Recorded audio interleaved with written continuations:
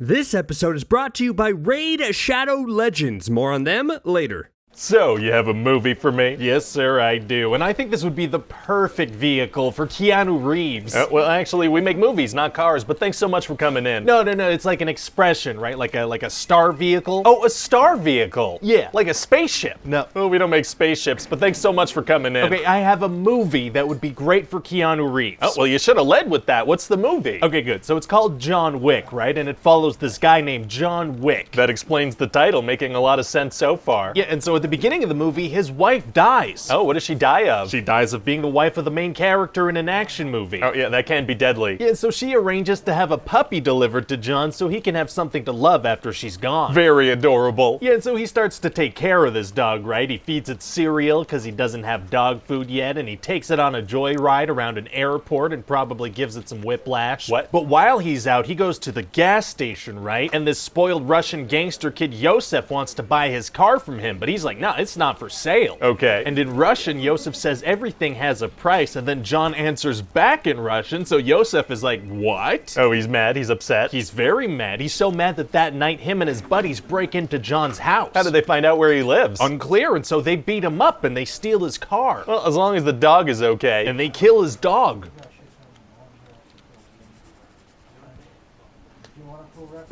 Okay, some people better die for that. Oh, don't you worry, they will. That's the whole plot of the movie. John Wick is gonna kill people for an hour and a half because his dog was murdered? That's right, sir. I'm absolutely okay with that, to be honest. You can't mess with dogs. No, sir, you can't. People like them much more than they like humans. They certainly do. So what happens next? Well, Yosef tries to get some new plates for John's car from this guy Aurelio, and Aurelio slaps him in the face. Oh, he does? Yeah, and so Aurelio gets a call from Yosef's father, Vigo, who's like the head of a criminal enterprise, and he's like, hey, I heard you hit my son. What's up with that? And what does Aurelio say? Well, he's like, yeah, I did, sir, because your son stole John Wick's car and killed his dog. And so Vigo's like, oh, why is this guy so scared of John? Well, it turns out that John is like this amazing retired assassin, right? The Russians call him Baba Yaga. Baba Yaga? What does that mean? It means the boogeyman, sir. You don't have to look it up. It means the boogeyman. Okay, it says here in Slavic folklore, Baba Yaga is a supernatural being who appears as a deformed old woman with drooping breasts. What? So how droopy are John's breasts exactly? Just say when so I know. Oh, I was so sure it was Boogeyman. Okay, yeah, I think that's Babeka. Oh, dang it.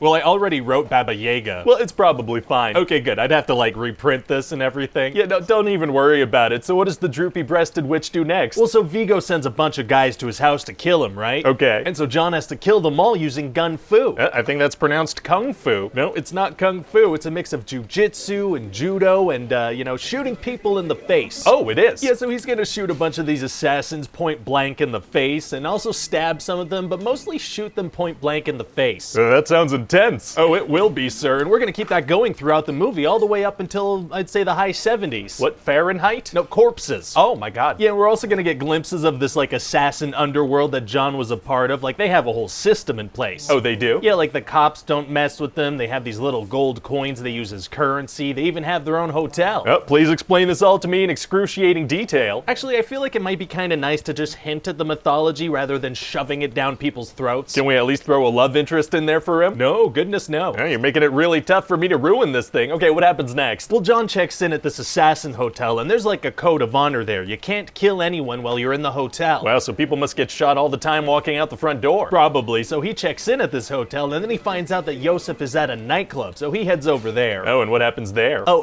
pow, pow, pow, pow, pow, pow. Were those heads being shot? Those were heads being shot, yeah, that's right. Pow, pow, pow, pow. Yeah, so he shoots a guy in the head, he shoots another guy in the head, he also shoots a guy in the head, drowns a guy and snaps his neck, actually. Oh, mixing things up is tight. Yeah, and so anyway, Yosef manages to get away, so John goes back to the hotel, but an assassin lady tries to kill him. I thought you weren't allowed to do that at the hotel. You're not? No, but somebody offered her a lot of money to break the rules. Oh, people can be bribed into breaking the rules. That doesn't seem like a safe place to stay at all. Well, anyway, he survives, so it all works out. Well, okay then. And then he finds out that Vigo runs a church as a front for some illegal stuff, so he blows all that stuff up. Oh, why does he do that? Well, that lures Vigo and his men out, so John gets a couple more headshots, but then then he gets hit by a car. Oh no. Yeah, not good, no. So then Vigo has some of his guys suffocate him with a plastic bag. Well, it's gonna be tough for him to get out of that situation. Actually, it's gonna be super easy. Barely an inconvenience. Oh, really? Yeah, see, John's friend Marcus snipes one of the guys through a window, and then John manages to kill the other one. But isn't Vigo standing right there? Oh, no, he left. He left? Yeah, no, he figured his men can handle it, so, he took off. He's been trying to kill John this whole movie. He doesn't stick around for a minute to see if the job gets done. That's what we're going with, because the movie's not done yet. Well, okay then. So then John catches up with Vigo, and Vigo's like, okay, I'll tell you where my son is, just don't kill me. And John agrees to that. That's what we're going with, because the movie's not done yet. Well, okay then. So then John kills Yosef in like 2 seconds. Oh, well, straight to the point. Yeah, so that's all done, but then Vigo kills Marcus, so John needs to get some more revenge. Oh, he does? Yeah, so he tracks down Vigo and kills his men, and that's when we have the movie's big showdown. So what's the big showdown? A fist fight with a 60-year-old. Oh, okay. Is this guy ripped or something? Not particularly, no. Is he like a great martial artist? Meh. Oh, okay. So then John manages to kill this guy, and then he finds a dog, and that's it. We're done. Doggy. So what do you think? Well, I think it sounds like a lot of fun. Thanks. I just feel like there's probably a big audience of Matrix fans out there that would love to see Keanu do some more action stuff, That's a good idea, and if it works, we could kick things up a notch in the sequel. How would we do that? I don't know. We'll figure something out.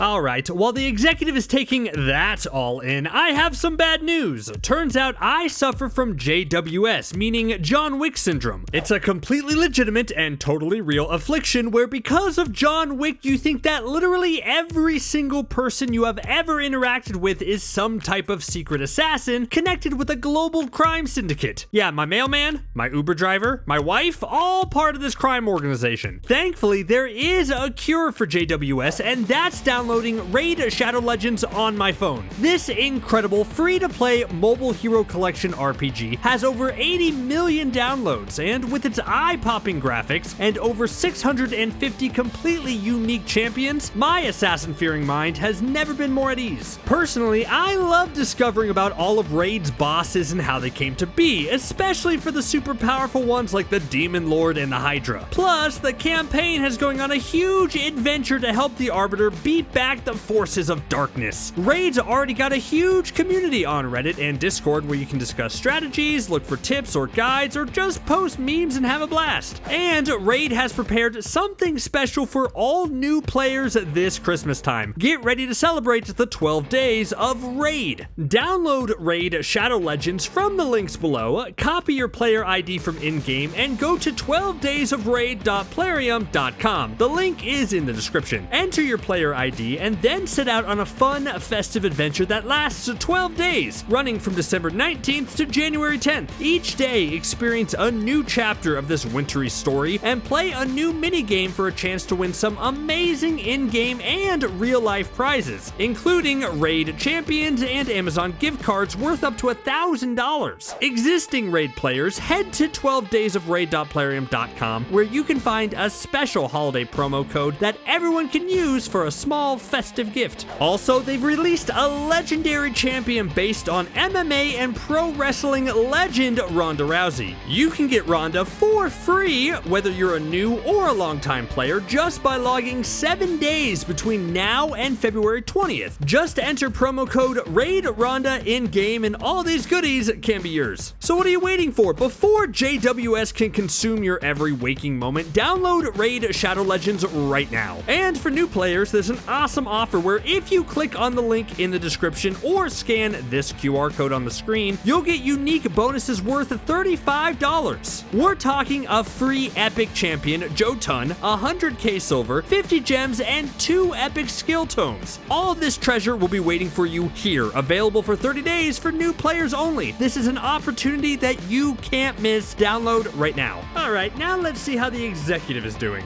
So, you have a John Wick sequel for me? Yes, sir, I do. So this one's gonna be called John Wick Chapter 2. Oh, it was a book this whole time. No, it wasn't. So at the beginning of this movie, John Wick's killing a bunch of people trying to get his Mustang back, right? Oh boy. Yeah, it's gonna be nuts. It's gonna be like bumper cars, but with murder. Is there any other kind? Yes. Okay, well that explains the Six Flags ban, doesn't it? Oh, you might be going to jail. So John goes to see the brother of the bad guy from the first movie, and he's like, I want peace, actually. Oh, he doesn't kill him? He doesn't. So then he goes home, because he wants to be retired again and hang out with his new dog. Understandable. But then this guy Santino shows up. And what's his deal? Well, it turns out back in the day, he helped John retire in exchange for a marker. Like one of those scented ones? No, this is like an IOU thing. He can use it at any time to make John assassinate someone. So John got out of the assassin game in exchange for a thing that would immediately bring him back into the assassin game. That's right. Oh, very bad planning. So Santino wants John Wick to kill someone for him, but John is like, nah. Oh. Okay, well, I guess we don't need any action in the sequel. Oh no, sir, there's gonna be action. They're gonna piss John Wick off, and he's gonna have no choice but to get involved. Okay. You see, in the first movie, they killed his dog, and in this one, they blow up his house. Why would they blow up the dog's house? They blow up John Wick's house. That makes more sense. So then John goes to see that Winston guy at the Continental Assassin Hotel, and Winston's like, yeah, that's a marker. You gotta do whatever this guy says. Bummer. So what is this job? Well, he wants John to kill his sister Gianna, because she's about to be put on the high table of assassins in Rome. Okay. So John is like, that's an impossible job. That can't be done. And so Santino's like, yeah, that's why I want you. Oh, so it's gonna be tough to get to her? Actually, it's gonna be super easy. Barely an inconvenience. Oh, really? Yeah, it turns out he gets a map that leads directly to her dressing room where she's totally unguarded. So then why did Santino specifically need John Wick? Unclear. So then John tries to just walk out through her big coronation party instead of through the secret tunnels he came in by. Interesting strategy. How does that work out for him? Oh, not well, sir. He's spotted by Gianna's personal bodyguard, Cassian, pretty much right away. Oh, that didn't work out at all. Not really, no. But now we get this awesome action scene where John Wick murders a bunch of people at a party. That does sound like a cool setting for the murders. It is. The lighting is crazy. There's a bunch of people. There's Tilda Swinton on the turntables. What? And so John shoots a bunch of people in the head and escapes. Amazing. This guy's great for the funeral industry. I guess he is. So now Santino wants John Wick dead to kind of tie up loose ends, you know? But John Wick, he's very hard to kill. Yeah, he really should have thought about having someone else walk through that empty tunnel to kill his sister if he planned on double-crossing him. Probably. So John goes back to New York and he finds out that Santino put a $7 million bounty on his head. Okay. And that's how we're gonna find out just how intense this underground assassin society really is. What do you mean? Well, let's just say they could swing an election if they wanted to. But with like a strategic political assassination? No, just sheer numbers. Oh my god. Yeah, it turns out there's an insane number of assassins out there, and they all get notified about this bounty. Oh, secret organizations that are actually mainstream are tight. So now John's got to fight all these assassins that are popping out of nowhere, like one of them's a musician in the subway. She just stand around playing music all day till she gets a murder notification on her phone? It would seem so, sir. Huh. And also John's gonna have to go up against that Cassian guy again. Oh, he is? You see, they're both at this fountain surrounded by a bunch of people, so as soon as the water turns on, they shoot at each other. Isn't that kind of reckless of John with all the innocent bystanders? Well, he's very good at hitting his target, so he knows what he's doing. Oh, so he hits Cassian? Oh, no, he misses. Oh, okay. So then we're gonna have this funny scene where they're shooting at each other with silencers, and everybody around them's completely oblivious. I mean, guns with silencers still make a decent amount of noise. No, they don't. People don't hear the bullet impacts and the concrete flying and whatnot? No, they don't. Well, okay then. So John finally stabs Cassian and then manages to escape some other assassins with the help of a homeless guy. Oh, that's nice of the homeless guy. What inspired him to help? Yeah, well, the thing about this guy is that he's an assassin too. Right, I should have guessed that. And he's part of a massive network of other homeless people assassins. Is anyone not an assassin?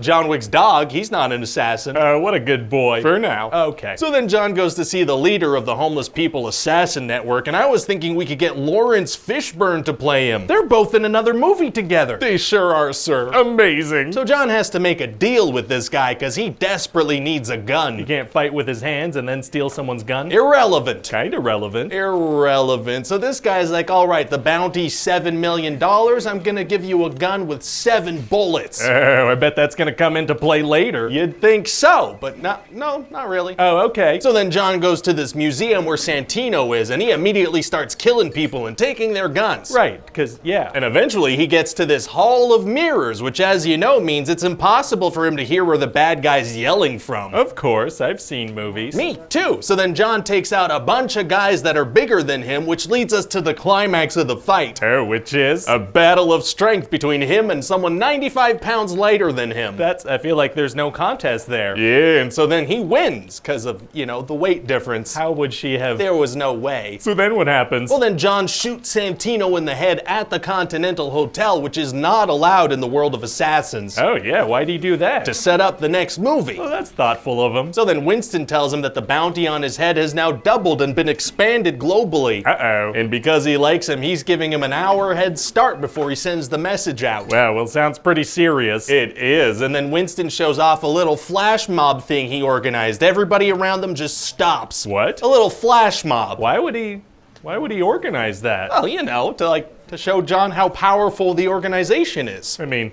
John knows that, doesn't he? He's part of the organization. Yeah, well, still pretty cool. That must have taken so much planning. Yeah, probably. He had to gather them all there, brief them on when to surprise John, have people block off access to normal civilians walking by. Yeah, well, he really wanted to send this message to John, though, you know. That he already knew. Yeah, that's right. Okay. I mean, all right. So then John and his dog have to run away. Well, the dog probably thinks they're just going for a fun little run. The dog's probably having a pretty good time. And so then that's it. What do you think? Well, it sounds like a lot of fun, you know? Thank you. I just want to make sure we don't lose sight of the simple grittiness of the first movie, you know? Let's not go too over the top with things, especially in the third one. Oh, yeah, of course not.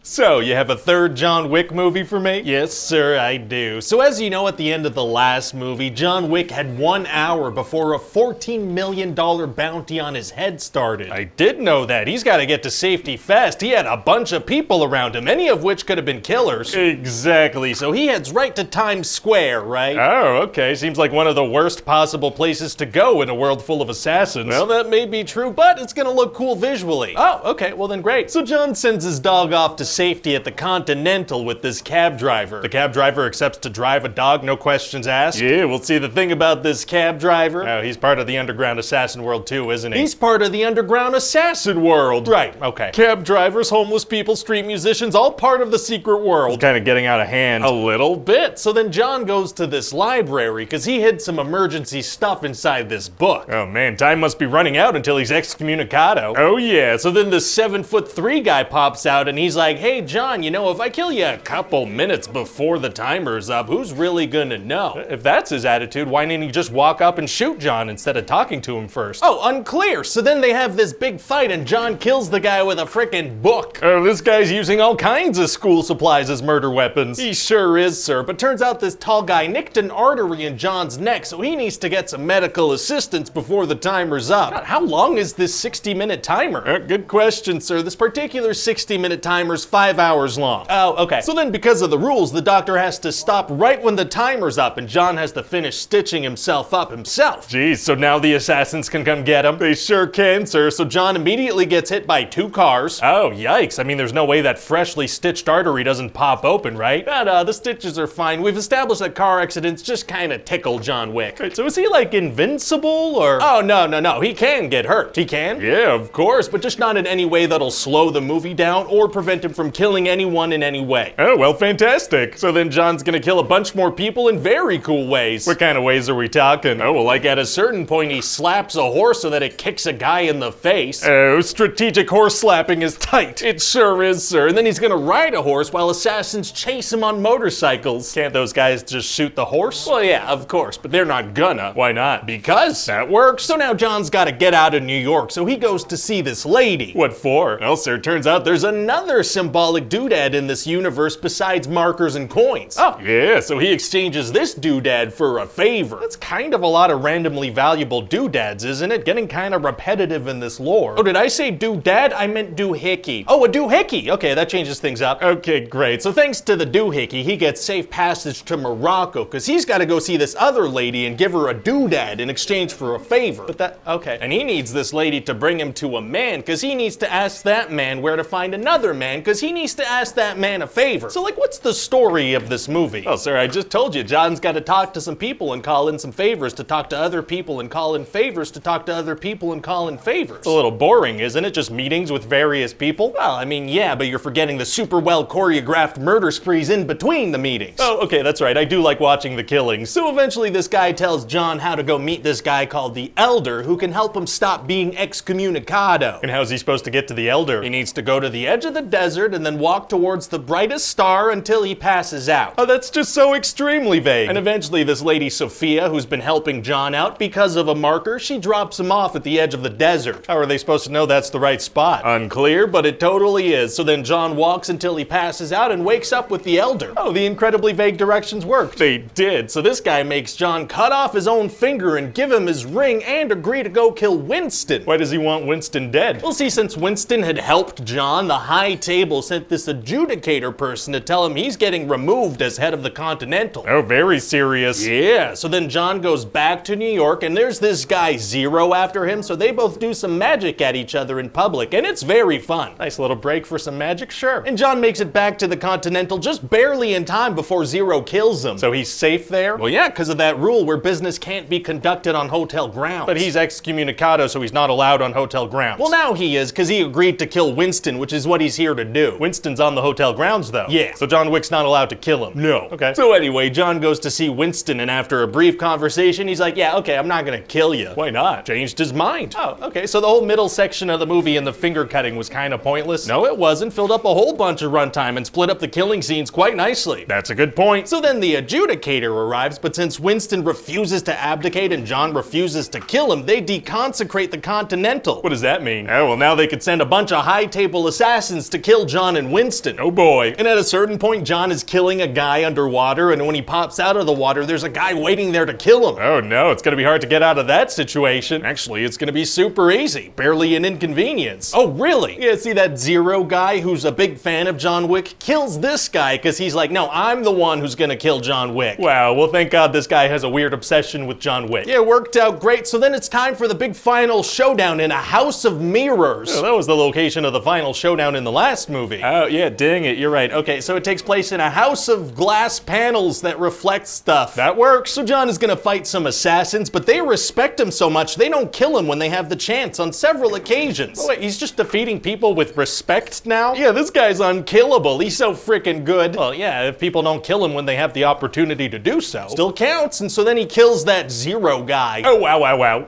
Wow. So the adjudicator comes back and they're like, wow, Winston, this was all just a big show of strength, wasn't it? I'm impressed. Wait, what? But then they're like, but what are we gonna do about John Wick? But what are they talking about? John Wick was the show of strength. Yeah, for sure, but Winston says New York City was the show of strength. I guess that makes sense. Maybe. So then Winston shoots John a bunch of times and he falls off a building. Oh my God. Yeah, it's brutal. Shot multiple times, falls from super high up. Wow, okay, so John Wick dies. Well, that was the only way this trilogy was gonna end, if you think about it. Oh God, he's still alive, isn't he? You know it, sir. This guy's never gonna die. Oh. None of this will ever die. Oh man, that's great news. We're gonna keep going with this franchise forever. Forever and ever and ever and ever and ever and ever and ever. Hey everybody, Ryan here. Hope you enjoyed that video. And if you liked it, feel free to click the like button and the subscribe button and all, buttons of that nature. There are also like hundreds of other episodes on the channel that you can check out if you want. Also leave a comment down below letting me know what other movies you want to see pitches for. And check back soon for a new one, because there's gonna be new ones, Okay, bye.